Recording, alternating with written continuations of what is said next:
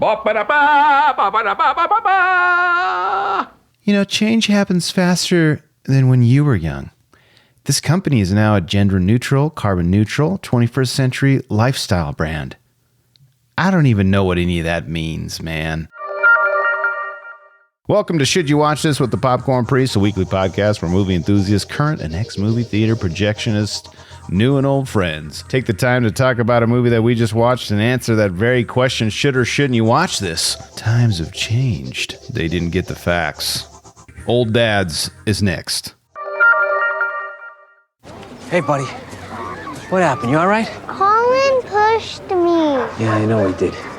I told you if you play rough things are gonna happen, right? But let me see. Oh, that's not so bad. Just rub some dirt on it, buddy. There you go. You might want to get him checked or at least put a little Neosporin on it or something. That thing could get infected. Who are you? I'm Hunter Lewis. I'm Lisa's husband. I just moved in across the street. Thanks for having me. Oh, yeah? You a doctor or you just like one of those WebMD guys?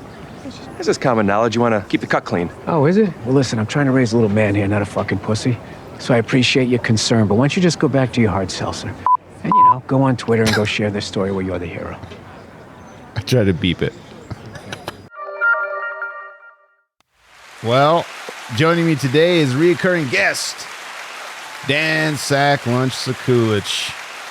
Welcome back, my man. Yeah, it's been a while. Good to be back, though. It's been a while. Yeah, dude. We did our Mission Impossible extravaganza with all the movies. Extravaganza. Yeah, man. And now we're switching to like an autobiography. Oh, I don't know. Well, I think this is gonna be an interesting one. I think I'm looking forward to it. I agree. So, absolutely. With that being said, Dan, get your dad card at the door, and let's dive into your pick. Old Dads. The description for this one: 3 best friends become fathers later in life and find themselves battling preschool principals, millennial CEOs, and anything created after 1987. Written and directed by Bill Burr, his directorial debut, I might add. Written by Bill Burr and Ben Tischler. It seems like I shouldn't say that too in mixed company. Ben Tischler. Maybe. Top billed stars are Bill Burr, of course, Bobby Cannavale. How do you say his last name? Cannavale. I would imagine it's probably Cannavale. Okay. Oh, that sounds good. Yeah. See, I got it. Bokeem Woodbine. Love Bokeem. He's been at it for a long time. Are these comedians per se, or are they? I recognize Bobby a little bit just by his face, but I didn't recognize him really. Oh no, he's been in a lot of different stuff. He's been in heavy movies. He's been in a lot of comedies. I think he's great. Yeah, not somebody on my radar for sure. Well, Bokeem has also, I mean, he's been in some funny movies. He's been in some heavy movies. He's been in kind of some cultural movies. So that's good. I love, he did a good job. I liked him. Yeah. Runtime 1 hour and 44 minutes. Rated R. Genre on Rotten Tomatoes says comedy. And IMDb also says comedy. I think that's incorrect. And I'll tell you, I'm going to get in. Listen, I'm going to get into a little more deeply in beefs next week, but I disagree with the moniker of comedy. Really? Yes. Yeah. Okay. And I got to save it for next week because I'll just let it breathe. I do not agree that it is solely a comedy. But okay, solely a comedy. Okay, so do you want to save what your label is for next week, or would you add that? No, now? I can add it right now. I would say drama for sure. And without giving away all of my beefs, I would put drama first and then comedy. Okay, well, I'll save my rebound. And you next week. Yeah, you don't have to agree. That's fine. But speaking of ratings, IMDb gives this a 7.3 out of 10 from 366,000 reviews. Rotten Tomatoes, however, gives it 17% from 30 critic ratings. And at the time I did my research, it was at 90% with 500 plus audience ratings. Now it's at 88%. It's dipped a little bit. Okay. Like in your experience, Rotten Tomatoes, they're a little more harsh, wouldn't you say? I would say critics typically are more harsh than audience, Always, obviously, sure. but it's pretty polarizing. Usually they're, within 20, 30%, but yeah, it's very polarizing, this one, for sure. At the time of this recording, you can stream this only on Netflix, as it is a Netflix joint. Also, if you choose the highest tier of our Patreon account, you'll have access to the Popcorn Priest permanent collection. Go to patreon.com/Popcorn Priest for details. All right, Dan, this brings us to the most beloved and lauded and requested category in Should You Watch This? Popcorn Reviews, the reviews. Yes. Okay, here's, at the time I did the research, I only could find 2 1 out of 10s from audiences. Really? So that tells you that there wasn't enough. But I did get a 2 out of 10. So I have 3. Did that surprise you? It did. That kind of surprises me as well, because I could see, and I'll try not to give too much, but I could see where a lot of people might give this a 1. Yeah. But I can also see why people would give it a much higher rating. Yeah, and I was expecting these 1 out of 10s to be, the type of people we would think that would hate this movie. And right. I didn't feel it that way too much. But I don't know. We'll see. Let's get into it. Do you want to do the Whiplash or Whiplash? Okay. 100%. How do you want to end? 10s or 1s? Up. Okay. All right. Let's start with the 1. Yep. You've seen this plot before many times and it's never been good, says Lulu Bell. Some old formula you've seen Tim Allen, John Travolta, and the Happy Madison gang do over and over and over to make a quick buck. Why I thought it might be good, I don't even know. Except Bill Burr and Bobby Cannavale usually operate on a much higher frequency. Typing now to fill character requirements. I see you've stumbled upon one of the 7 blunders of the world, one of which is never get involved in a land war in Asia. Inconceivable. 10 out of 10 stars. Or 1 out of 10 stars, excuse me.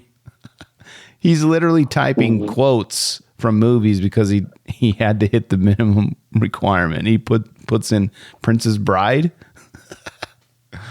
I don't even, man, that's a tough one to respond to, because I think he needs a hug above anything else.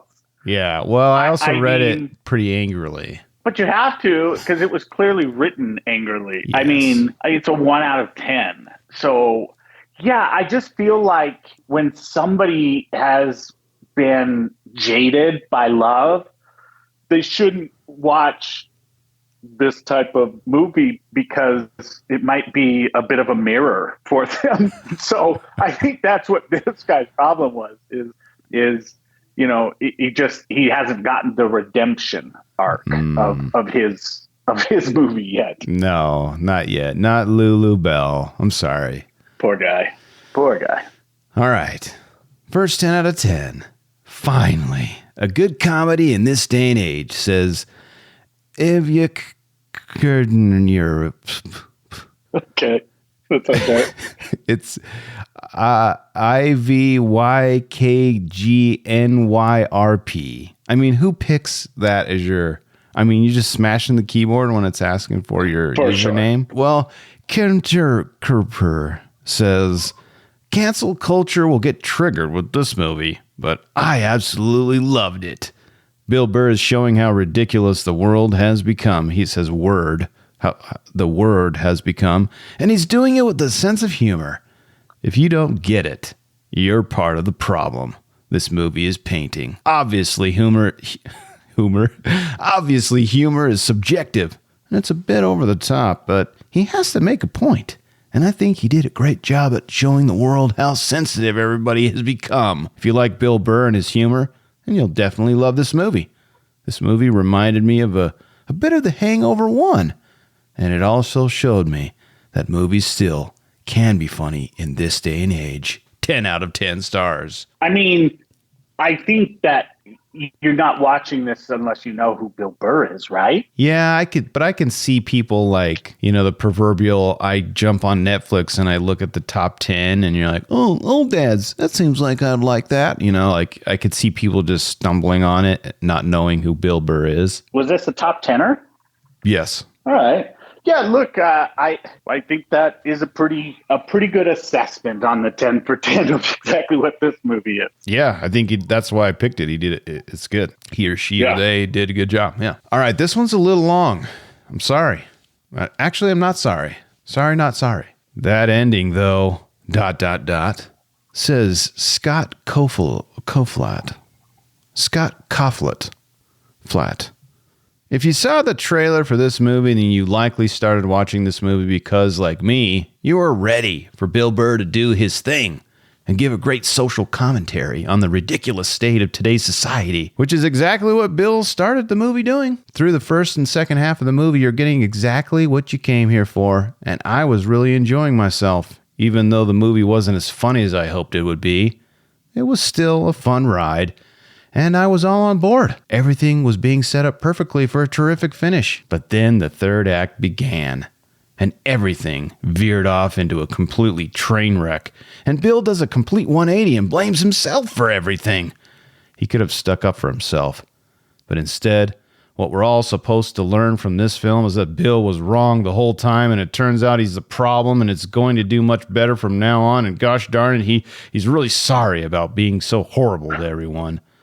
Now he gets to live happily ever after because he's learned his lesson and was totally just accept the overchanging world around him because that's what grown-ups are supposed to do. He had a chance to be bold, but he went full sellout for a feel-good ending. It's just sad. I was ready to give this movie a solid 7 out of 10, but that dumpster fire of an ending landed me on a solid 1 out of 10. Awful. Just awful. 1 out of 10. Whoa. Whoa. I mean, I think my pseudonym is Scott Koflat. Okay. I mean, I have the feeling that this guy probably has a Dirty 30, a Natty Light in his fridge, and has peaked long ago. But I will tell you that I don't think he's that far off base. That's what I'm saying. With a lot of it. Yeah. And we'll get into more of this next week. I plucked this one on purpose because it resonated. A lot of it resonated with me. For sure. But still, like, to give this type of rebuke is, I think that you're in it for the wrong thing. Yeah. Well, I say this a lot on the pod. Like, last week we reviewed a horror movie. A horror slasher, and it, like, if you're going in it, even if you saw the trailer, like, hey, there's going to be excessive violence in this movie. And then you go and review it and say, this is too bloody. Well, yeah, like that's what you signed up for. And that's the same thing with this type of movie, right? I believe, but I still think that I have my gripes with it. I just think that if you're like, this person clearly is somebody that was just hoping that this movie was going to be an indictment the entire time and really come to a crescendo that shoves the fists down the throats of all these snowflakes out there in the world. Mm-hmm. And unfortunately, you can't get away with that in today's world. Like, this guy needs to read the room. Yeah. I mean, yeah. But I feel for him. I feel for Scott. I do as well. Yeah. Yeah. Yeah. We'll get into more about this one particularly, because I think we'll reference this quite a bit. Yeah, I think so too. All right. Second, 10 out of 10. Refreshing old school comedy, says Colonel 13070. Refreshing old school comedy. It's good to see a no-holds-barred comedy taking cues from real life, which, as we all know, is the funniest material for comedians. The contrast of today's absolute psychopathic nuttiness compared to the older generation is insanely depicted here in vivid color. Just listening to these people that Bill's character encounters makes not only your head spin, with an occasional urge to throat punch them. Their nuttiness is... Sorry. I just think throat punches are so funny. Like, even saying it out loud makes me laugh. Well, it was very well placed as well. Impressive. With an occasional urge to throat punch them. Their nuttiness is over the top, just like real life. This makes the contrast all the more funny. More grateful than ever that this is their generation and not mine. It depicts their inability to cope with anything, very well, anything. And their ability to find a problem with every solution. Good stuff. Refreshing stuff. I need more of it. 10 out of 10. All right. Yeah, I mean... Like, don't you like these types as well? Like, even though there's not a ton, I mean, the throat punch was really funny. Yeah. Like, there's not much to set us up to really come and karate chop down on, but it's still kind of refreshing to have. So, like, this is the type of person that you probably want to watch this movie with, because he would make it funnier. Yeah.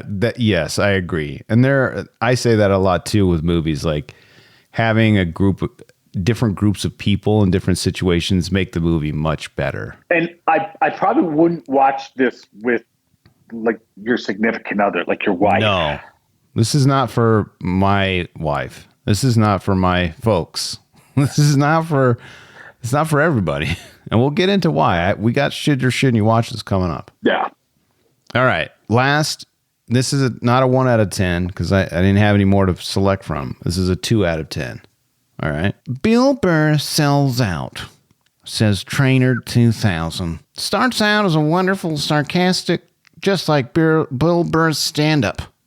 Appropriately angry, just dark enough, but just when you think the lead actors are going to exact revenge on all the PC idiots, Burr sells his angry soul to all the non-binary bull and toes the line in the most pitiful, stereotypical Hollywood way.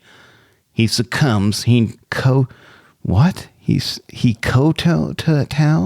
Kowtowed. He kowtows. Sorry, I don't know that word, okay? But I put it in my review. He kisses ours. It's nauseating and actually sad.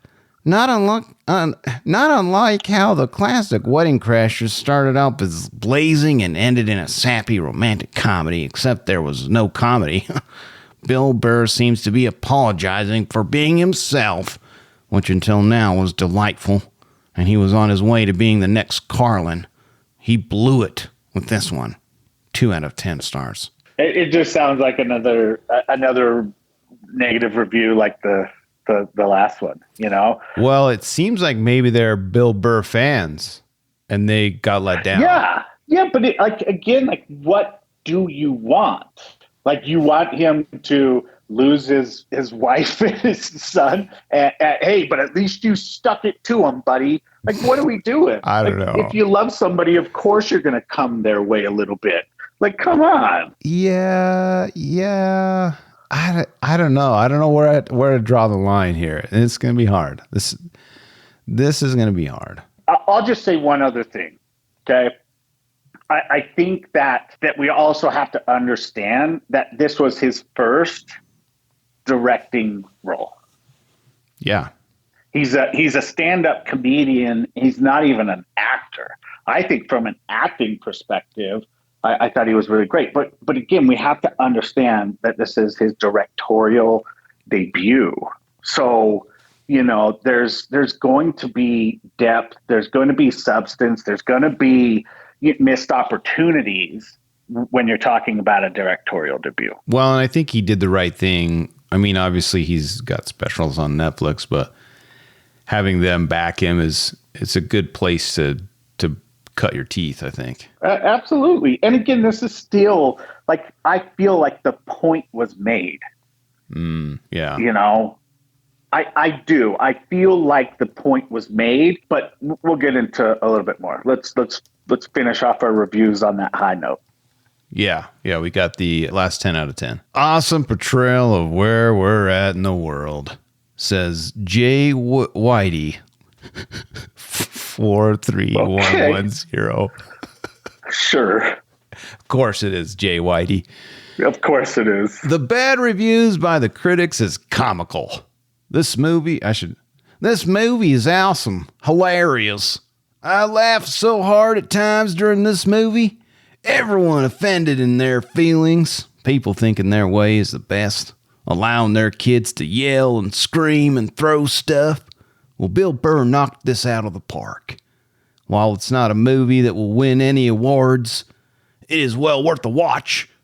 You probably shouldn't watch it if you're the offended type and think your feelings matter to anybody else in the world other than yourself.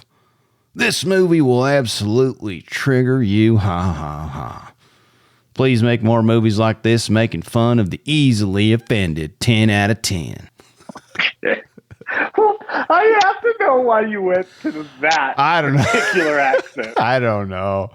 I feel like Jay Whitey does he drive a pickup? Probably. Does he drive a pickup and have a Confederate flag? Is that a Bill Burr? I think I don't know. I don't even know who Bill Burr's core audience is. It's probably us. I don't know. I mean, I would probably guess mostly white people for sure. I mean, but I don't know if they would be like the Confederate. I don't know. Hey, I only have so many voices I can do. Okay, I got it. All right. Well, I think he's right too. I mean, if you want to be honest. Yeah. Look, again, I don't think that this particular guy would have been super fun to watch it with, but it is nice to have that positivity around a movie. Movie. Yes. We made it. We made it. All right, let's get into should or shouldn't you watch this? There it is. 5 reasons why you should or shouldn't watch this. All right, you got to help me. I got 5, but I need some extras. I need some honorable mentions. Okay. All right, number 1. And I might be stepping back from the line on this one, but if you like Bill Burr, I think this is for you. 100%. And number 2, if you want to be angry during most of the film, then this is for you.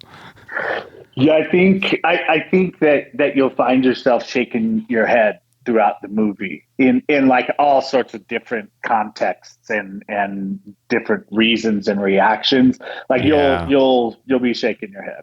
Yeah, and you'll laugh at things, and then you'll be like, you want to laugh, but you're like, that's too real.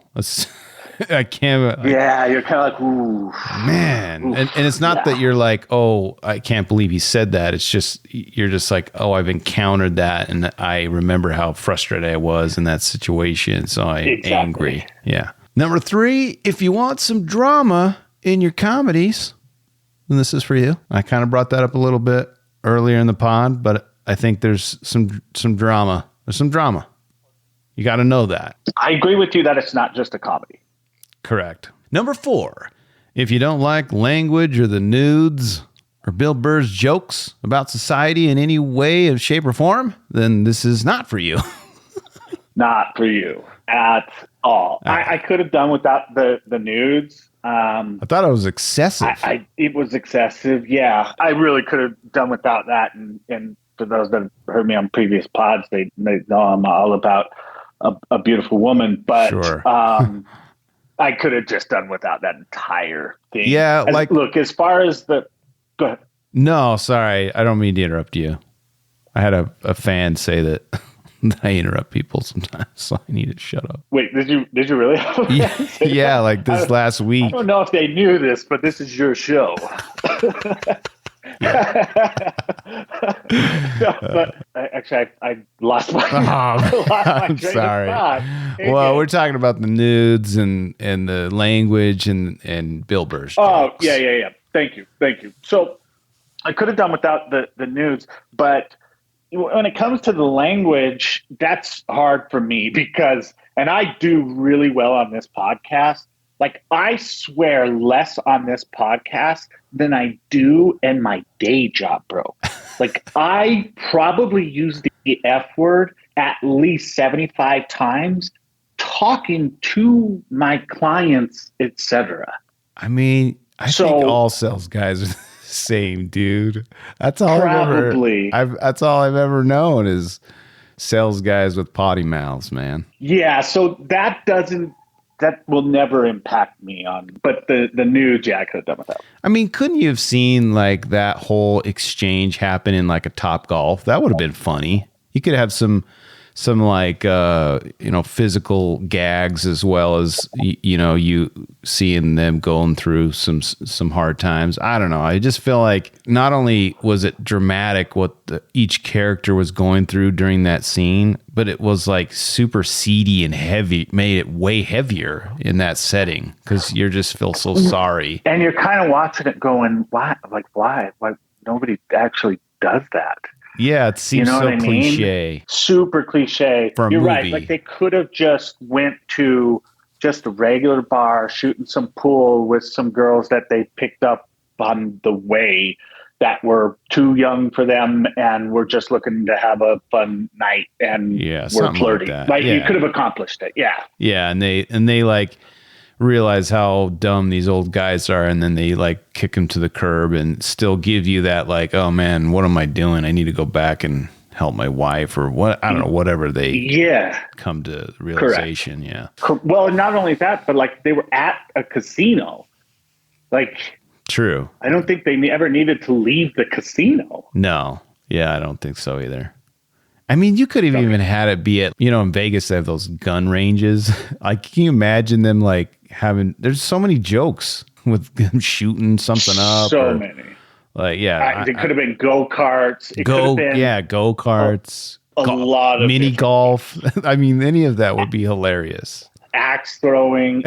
Yeah. yeah, exactly. It's someone like gets like just the tip of their pinky cut off and they're like, oh, it'd be amazing. Yeah. Like that was the first thought that just went through my head. Like, come on, bro, let's see if you can hit my and it just his pinky's gone. Yeah. He's all high off that cocaine and he's like, oh my God. He's just like a little bit. That's how he lost his wedding ring. Oh yeah, exactly. So and then he holds it up in the end and shows his wife and it's just gone. Yeah. Hey, Bill Burr, we got some notes for you. Give us a call. Yeah, give us a call next time.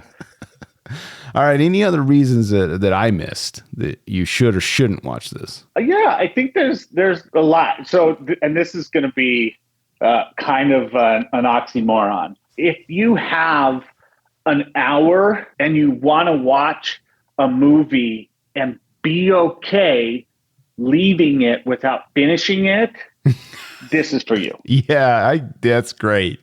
Yeah, if you want to just hit up an hour of this and you may or may not come back. I like that. That's a good reason. Yeah, and you can say, actually, yeah, I did see Old Dads. Yeah, right? And if it's a water cooler moment or something like that. Also, another reason is we do need to call out the softness of today's society. Yeah. Well, and I think because it's pretty bad. Yeah, I think in addition to that, like you don't have to have your humor always be surrounding like poking fun at all the other generations, the softness, like you said, but also just being able to be comedians again. Like let these guys do what they do. They make fun of everybody. Like just it's needs not to be an indictment on you personally. Yeah, there are jesters of the time. They get to be silly. That's what their job is, to make us laugh. And if you don't like their jokes, you don't have to laugh at them. Go be somewhere else. That's it. Just turn it off. And people also have to understand that although there is generally truths behind any joke. Yeah.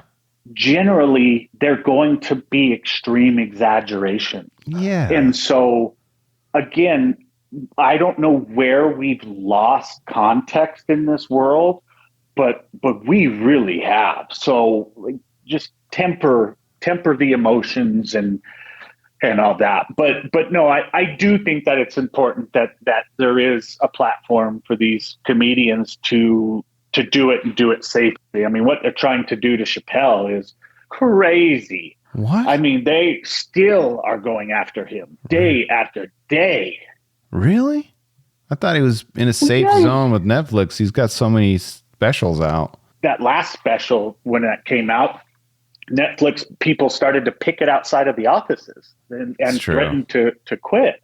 It's true. And then people did quit. A few days ago, yeah, right. And a few days ago in Boston, he said something about hoping that both people in the conflicts over in Israel and Palestine are going to be okay. And anybody's still going to try to find something wrong with anything that he says. And so it is important that we resist that and allow for the culture to be poked at. Because look, man, you and I were talking before this about, the trials and tribulations of our personal lives, because we don't get as much of an opportunity as we would both like to catch up. And so we usually take the podcast as an opportunity to bond a little bit more, because we've been friends for a very, very, very long time. And so it's so important to have levity in life. Yes, 1,000,000%. There's so many studies about laughter and having, it's such a good thing for your body. And the positive health impacts. Yeah. But find your comedian that you like. There's lots of clean comedians. There's lots of dirty comedians. There's lots of all kinds. So find the ones you want to laugh at and give them your dollars. Speaking of dollars, for God's sake, just give me the damn number. Popcorn by the numbers. What do you think the production budget of this film is? Man, I can't imagine that it was crazy, but I mean, you could tell that there was dollars behind it. I would probably put it at maybe 37 million. I was hoping that it would have been around like 25 to 35 million. $57 million to make this movie, dude. I don't know if that's a sign of the times or if I hope not. If that's somebody crazy. reached on this. Yeah, it seems like a lot. I don't know if that's like inflation but yes, I would agree. That seems a little heavy price tag for this one. Yeah, especially for like Bill Burr's first movie. I mean, props to him for getting it greenlit and getting the money and all that stuff, man. That's impressive in itself. Yeah, I would think that if this was a theater, I would think that it probably would have been profitable, but still, that's a hefty price tag. Yeah, dude. So obviously I don't have any box office numbers because it's exclusively a Netflix film, but I did look up some of the stats. So it premiered on Friday, October 20th, 2023. And within 24 hours, it was the number one movie on Netflix. Really? And then this morning, before we started, I looked it up again. It says, Old Dads quickly rose to the top of the streamer's global charts for the week of October 16th through the 22nd, amassing more than 13.3 million views and 23 million hours watched. It's so hard because I still don't understand. Like, I need a baseline. Yeah, it's hard because it's hard to compare. Like, it's easier since we've always used money and box office sales to rate or measure a movie. Yeah. But like 13.3 million views, I don't know how many people that is, because someone might have watched it multiple times. There's got to be some sort of algorithm, though, right? Yeah, obviously we're not getting, they've got so much data on all of us. They know exactly like who's watched and all that kind of stuff. Yeah, I'm just curious though, like how much, like what it equates to in box office. What I should have done, and thanks for pointing this out, is I should have probably pulled in 2 or 3 other examples of other films on Netflix that have streamed at number one and see where it falls. Because I think that comparison would have been better. So, yeah, thanks. Yeah, we're a work in progress. Yeah. But yeah, anyway, those are the numbers. And that's why it's in by the numbers. I have one more. The 2023 comedy film Old Dads was filmed primarily in Los Angeles, California. Principal photography began on the 2nd of March of 2022 and wrapped in May 2022. I think that's a quick shoot. It's like two. Wait, it started when? March 2nd and then ended sometime in May of 2022. How the hell is that a $50 million budget then? I don't know, dude. It's a lot. But do you know what I'm saying? Like that you are not even stretching out. The production costs are usually in man hours and overtime hours. I mean, we talked on Mission Impossible about, you know, how much. I think it was, 40 million over because of delays and just everything that it had to go through. So 2 months and 50 million. Now I'm even more perplexed by that. I mean, maybe it costs a little bit more to shoot in LA, which I think it does. But man, for sure, because you're talking Teamsters and unions and all that madness. But still, that's a chunk, man. Yeah. Okay. Yeah, I don't know. That's crazy. And listen, short of spilling the beans on what we think and beefs and all that stuff, I gotta zip my lip, and we'll need to save it for next week. Is there anything else we should say before? I think we said it. I think we did it. Yeah, I think we've done justice by it. Yeah, I think we teed it up. Yeah, like we've really matched the movie with our first week for sure. All right. At this point, there may be some spoilers up ahead next week. So if you want to watch and then come back next week, or watch an hour, like we mentioned, and then come back and join us for our breakdown of Grumpiest Old Men from 2023. I'm on the social medias. I dare you to message the great Popcorn Priest at Popcorn Priest. I love movies and would love it if you'd share the love. Share this with the movie lover in your life. Another way to support the show is by throwing a few shekels at the priest by visiting patreon.com/Popcorn Priest and see what extra perks you can enjoy. Again, shekels mean money. Give me money. Also, a shout out to a new patron, Ike, the Ikester. I want to shout out to him. Thanks for joining the team, joining the Popcorn team. We'd love to have you. Lastly, the easiest way to support the show and the most free is like and subscribe. And give us a 5-star review. Easier than getting your feelings hurt in 2023. As always, thanks for listening. And thanks to my special guest, Mr. Dan Sacklunch himself. Always a pleasure, my man. Thanks, brother. Yeah, can't wait for next week. Join us next week for part 2 of Old Dads.